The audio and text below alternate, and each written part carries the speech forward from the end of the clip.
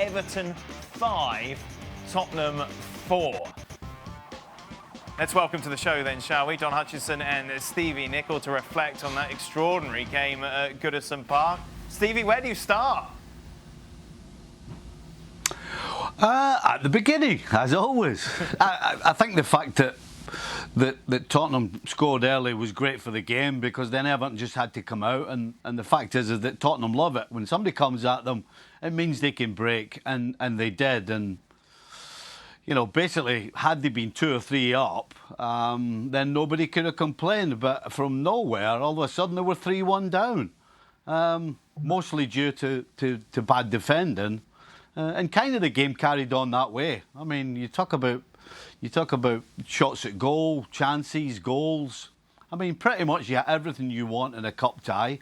I'm sure had there been a crowd there, they would have loved it. But it was a good game to watch. I guess defensively, you could point the finger at both sides, the way they defended, but you know, you couldn't take your eyes off it. There was always something happening, and so good game and a great cup tie actually. Don, there can't be that many occasions in Mourinho's career that his side have conceded 5. No, it's pretty embarrassing for him. I thought it was a great game of football to watch. I mean, what I would say, Dan, there was some horrendous goalkeeping, some horrendous defending going on. But it was a great game for the neutral. I'm sitting there watching the game, ex-Evertonian. I want Everton to win, so they got over the line. I think the subs had an impact. I think Bernard coming off the bench was excellent. He was looking at Dele Alli, didn't really offer anything. So the more the game went on, I thought Decore and Tom Davies were absolutely immense in that midfield. I thought they looked super fit. Even in injury time, they're trying to break from deep. But it was a game where you think Harry Kane's on and Calvert-Lewin's gone off. You think Tottenham might have the edge. But Everton found a little bit of graft from someone, a little bit of steel. Thank God these two treated it like a cup tie, because pretty much every other one was horrendous. Yeah, this FA it Cup. was fun though, wasn't it? It was good. It was boring. Well, I mean, the goals... Let's focus on the good one then. I'll bring out the bad ones. Well, I'll tell you straight, I wasn't watching it. So, it's like, well, let's focus on the game that I was told not to watch. I was watching the Copa del Rey two-legger, which wasn't any better. You know, 5-4. I wouldn't have mind sitting watching this one from start to finish, but my instructions were, watch this guff from Spain. So I saw, listen, well, I'll put it one way. It ain't going to be happening again in a hurry with Mourinho. That's enough. Yeah. Attacking football, chances, you know, entertainment, that's enough of that. That's brought us absolutely nothing. So, you know, in terms of that, yeah, but let the boys break this down. Well, we will. I have absolutely zero interest. Mourinho, of course... I'll tell you what was... Go on, Stevie. Not that... I thought Mourinho was great after the game, saying how fantastic of an attacking game of football that the game was, but the way Tottenham attacked.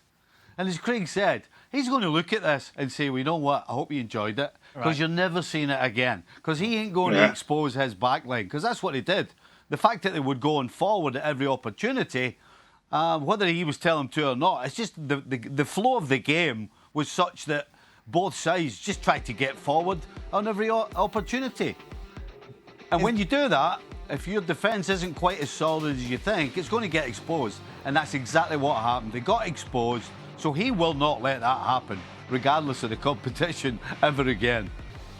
Is this the evidence that he will always point to, Dom, when people say, oh, you play pragmatic defensive football trying to catch teams on the break? He'll say, well, look what happened in the Everton game when we try and switch things up.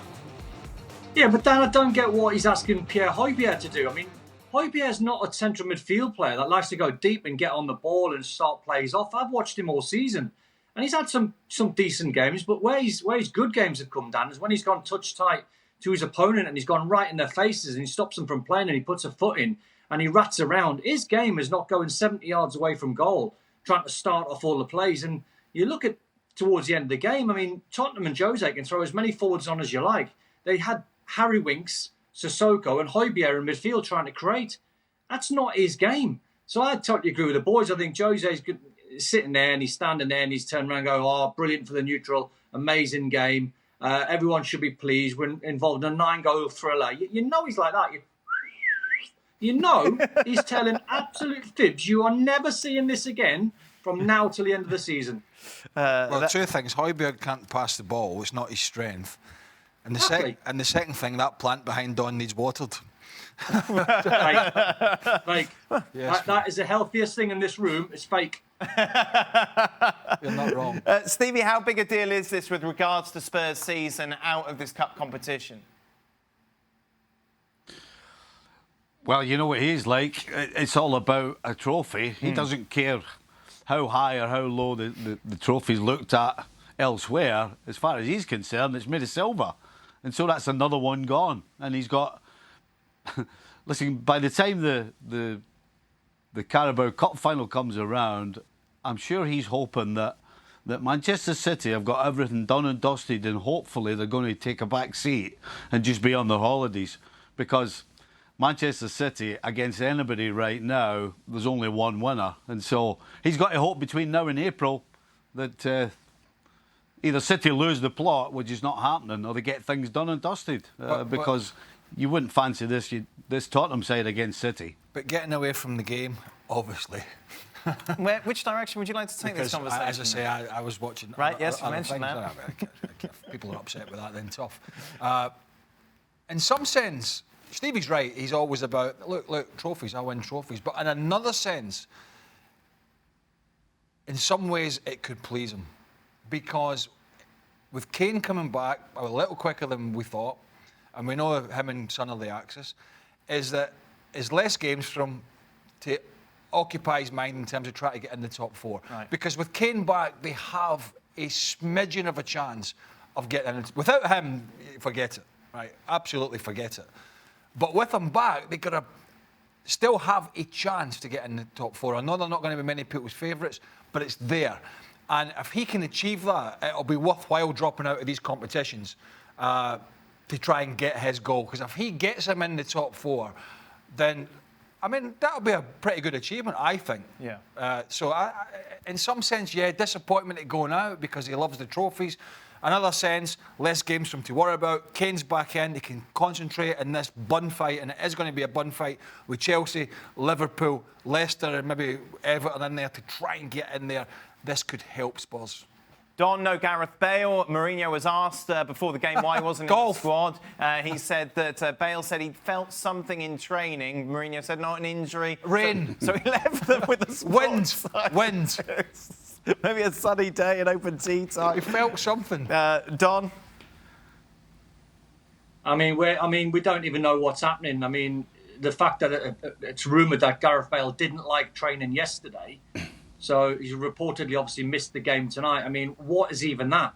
Has he questioned the standard of the training session? Did he do too little? Did he do too much? We've got no idea. But how he's not even making match day squads, I'll never know. And just going back to the conversation before you had with Craig there, I don't see Tottenham getting anywhere near the top four. I think when you look at what Tottenham are good at, they're a two-man side. They're Son and Harry Kane. That's all they've got. They haven't got any midfield players that can create. They haven't really got any defenders that can defend. Lloris has been a decent goalkeeper over the years, but he's not one of the world's best. So I struggle. And they've got, by the way, they've got Man City this weekend. So Pep will be loving the fact that they've gone extra time tonight. So I don't see Tottenham getting anywhere near top four. What are you looking up? Just seeing how far off they are, because I think they're 4 points off Don, so it's not inconceivable that... Craig, they've won like one game in 10 in the Premier League or something. Don, let's not go there again, because we were having this conversation about Man City a couple of months ago. So but you got to call it. You got to call it, Craig, as you see it now. You know, City have got Pep and they've got a brilliant squad. They had a couple of games in hand, and I went early on Liverpool. I don't give Tottenham a prayer to try and get top four. Well, I give them a prayer only because of Kane and Son. That's the only reason, and the fact that Everton are a decent side, they're not a great side. Leicester have dropped points at times when it's been unexpected, particularly when Vardy's been out and Didi's been out. He's been a big player for them. Liverpool, I think it would be a disaster if Liverpool didn't get in. I think they will pick up enough points, but they're in the fight at the moment. Right. They're in the fight, and Tottenham are in the fight with Kane. Unlikely. I'm not saying they're on top. I'm saying unlikely, but not impossible with Son and Kane in the side. Thanks so much for watching ESPN on YouTube. And for more sports highlights and analysis, be sure to download the ESPN app. And for premium content and live streaming, subscribe to ESPN Plus.